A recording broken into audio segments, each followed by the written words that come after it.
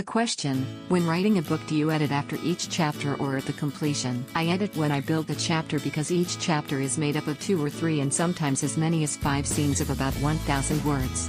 Sometimes I change what scenes belong in any given chapter, too, sometimes altering them to be 4,000 words exactly, sometimes playing with the pace and excitement of the story. When the scenes are put together, problems pop up such as, I hadn't completed the scene due to time constraints. I changed character names between scenes. The setting needs to be revised because I can't have the previous scene at 3 p.m. and the current scene at noon. I wrote a scene in first-person pop but decided that third-person works better. Transitions need to be built so the reader knows WHST happened between noon and 3 p.m. Some of the scenes are written past tense, some present tense. There are many more problems than these. After the chapter is built, I will edit it several times for these type of problems. Transitions need to be rebuilt between chapters, especially if I move one chapter earlier or later in the plot, and this might also cause seasonal setting problems. I do a color test highlighting the chapter looking for dialogue, emotion, setting, action, thoughts and an audio telling instead of showing passages that are dull. The latter I dump and replace with better active scenery.